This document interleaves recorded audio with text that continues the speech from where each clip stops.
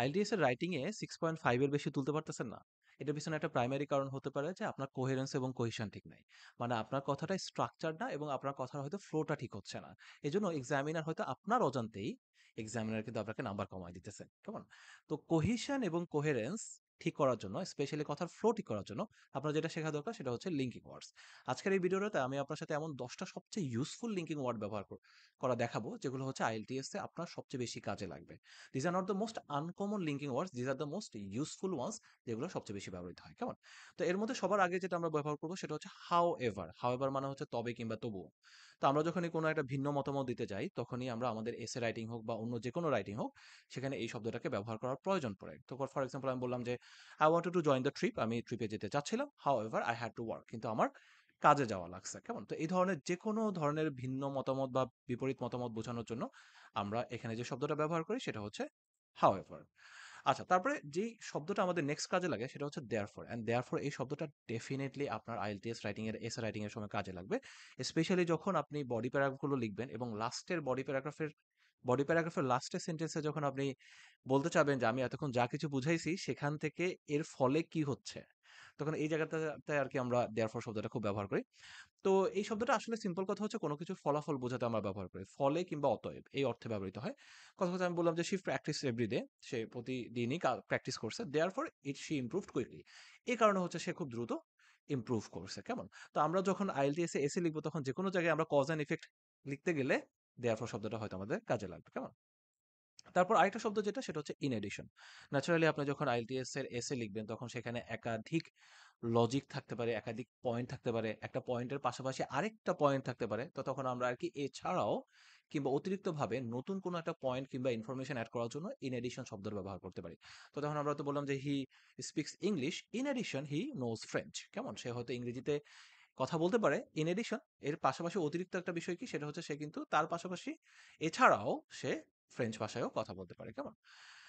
তারপর আরেকটা ওয়ার্ড যেটা লাগবে সেটা হচ্ছে ফর এক্সাম্পল। ওকে? ন্যাচারালি আপনি যখন একটা এসে লিখবেন তখন আপনাকে এক্সাম্পল দিতেই হবে। তো এক্সাম্পল দেওয়ার জন্য আপনি ফর এক্সাম্পল শব্দটা ব্যবহার করবেন। নেক্সট হচ্ছে অন দ্য আদার হ্যান্ড। এই শব্দটা আইএলটিএস এর এসে রাইটিং এর ক্ষেত্রে প্রচন্ড কাজে লাগে এবং রাইটিং টাস্ক 1 এও কাজে লাগতে পারে। বাট এসে রাইটিং এর ক্ষেত্রে স্পেশালি যখন কাজে লাগে সেটা হচ্ছে আপনি যদি ২ টা ভিন্ন দৃষ্টিভঙ্গি নিয়ে প্যারাগ্রাফ লেখেন বা এসে লেখেন তখন হয়তো ১ম বডি প্যারাগ্রাফটাতে আপনি একটা কিছু বলেছেন। 2nd বডি প্যারাগ্রাফে যখন আপনি যাচ্ছেন তখন শুরুতে হয়তো বললেন অন দ্য আদার হ্যান্ড অন্যদিকে। তার মানে হচ্ছে আপনি ডিফারেন্ট পয়েন্ট অফ ভিউটাকে নিয়ে আলোচনা করছেন। তো শুধু এখানে না বিভিন্ন জায়গায় অন দ্য আদার হ্যান্ড শব্দটা কাজে লাগতে পারে। যখনই আপনি তুলনা কিংবা ২ টা বিপরীত দৃষ্টিভঙ্গিকে আরকি প্রেজেন্ট করতে যাবেন, তখন অন দ্য আদার হ্যান্ড শব্দটা কাজে লাগবে। আচ্ছা, এরপরে যে শব্দটা কাজে লাগবে সেটা হচ্ছে অ্যাজ আ রেজাল্ট। ন্যাচারালি আপনি যখন যুক্তি দিবেন, লজিক বুঝাবেন, এক্সপ্লেনেশন বুঝাতে যাবেন, তখন কজ অ্যান্ড ইফেক্ট নিয়ে কথা বলার প্রয়োজন পড়বে। তো তখন আপনাকে বলতে হবে অ্যাজ আ রেজাল্ট। এটার কারণে কি হইছে? ফর এক্সাম্পল আপনি বললেন যে, হি মিসড ক্লাসেস, সে ক্লাসেস মিস করছে। As a result he failed the test. এই কারণে হচ্ছে সে টেস্টটা ফেল করছে। আর পলিউশন ইনক্রিজড, পলিউশন বাড়ছে। As a result public health suffered, হ্যাঁ? মানুষের হচ্ছে হেলথ এ কারণে ক্ষতিগ্রস্ত হচ্ছে। সো যখনই আমরা কোনো একটা ফলস্বরূপ বলতে কোনো একটা কিছু মিন করব, কজ এর ইফেক্ট হিসেবে বুঝাবো, তখন হচ্ছে আমরা অ্যাজ আ রেজাল্ট শব্দটা ব্যবহার করতে পারি। আরেকটা শব্দ যেটা প্রচন্ড রূপে এখানে কাজে লাগবে সেটা হচ্ছে অলদো। কেমন? আমরা যখন হয়তো কথা বলি তখন আমরা অনেক সময় এভাবে বলতে চাই, যদিও এরকম, তারপরেও ওরকম। তো আমরা এই অর্থে বিপরীত ২ টা বিষয়কে একত্রে বলার জন্য অলদো শব্দটা ব্যবহার করি। আমি বললাম যে, "অলদো ইট ওয়াজ রেইনিং" যদিও বৃষ্টি হচ্ছিল, দে প্লেড আউটসাইড তারা বাইরে খেললো। অথবা আমি বললাম যে, "although she was busy, she always she is busy, she always helps me" কেমন? সে যদিও বিজি সে আমাকে কিন্তু হেল্প করে। তো এরকম ২ টা বিপরীত কথাকে যখন আমরা একসাথে বলতে চাই তখন আমরা অলদো শব্দটা ব্যবহার করি যেটা দেখলে এক্সামিনার ফিল করে যে স্টুডেন্ট খুব কনফিডেন্টলি ন্যাচারালি বিভিন্ন ধরনের কমপ্লেক্স কথা বলতে পারে। আচ্ছা, তারপরে আরেকটা ওয়ার্ড যেটা সেটা হচ্ছে মোর ওভার। ন্যাচারালি আপনি যখন কোনো কথা বলতে যাবেন তখন বাড়তি কিংবা গুরুত্বপূর্ণ তথ্য যখন এড করতে যাবেন, উপরন্তু, তদুপরি মানে হচ্ছে বেসিক্যালি যা বললাম তার উপরে আরেকটা ইনফরমেশন এড করতেছি। তখন আর কি আমরা মোর ওভার শব্দটা ব্যবহার করি। কেমন?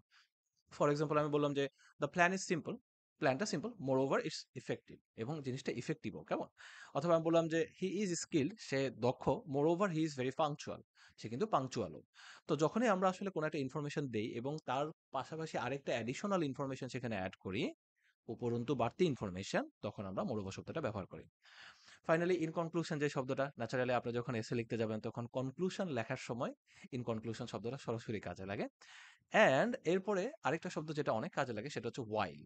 যখন আপনি দুটো ভিন্ন কাজ কিংবা মত দেখাতে যান, তখন আমরা আরকি একসাথে লেখার জন্য যখন অর্থে কিংবা পক্ষান্তরে অর্থে while শব্দটা ব্যবহার করি। হয়তো আমি বলতে পারি, "While I like coffee", আমি যখন কফি পছন্দ করি, "My friend prefers tea", আমার ফ্রেন্ড কিন্তু চা পছন্দ করে, কেমন? অথবা "While online learning is flexible, it needs discipline", যদিও অনলাইন লার্নিং এর ব্যাপারটা কিন্তু ফ্লেক্সিবল, রিমেম্বার এখানে কিন্তু একটা লেভেল অফ ডিসিপ্লিন প্রয়োজন পড়ে, কেমন? এক্সাক্ট মিনিং না, but you get the idea. So dear student, আসলে যেটা বলছিলাম যে আমাদেরকে লিঙ্কিং ওয়ার্ডগুলো শিখতে হবে, অ্যান্ড এখানে যে লিঙ্কিং ওয়ার্ডগুলো দেখাইছি, এই লিঙ্কিং ওয়ার্ডগুলো অনেক কমন লিঙ্কিং ওয়ার্ড। এগুলো সবচেয়ে আনকমন কিংবা ডিফিকাল্ট লিঙ্কিং ওয়ার্ড না, বাট এগুলো সবচেয়ে বেশি ব্যবহৃত হয়, কেমন? তো আপনি যদি এই লিঙ্কিং ওয়ার্ডগুলো মাথায় রাখেন, ব্যবহার করার অভ্যাস করেন, তাহলে এটা আপনার খুব কাজে লাগবে, কাজে আসবে লেখার সময়, কেমন? অলরাইট, সো আশা করি ভিডিওটা হেল্পফুল ছিল। নেক্সট ভিডিওতে কথা হবে। আল্লাহ হাফেজ, টেক কেয়ার।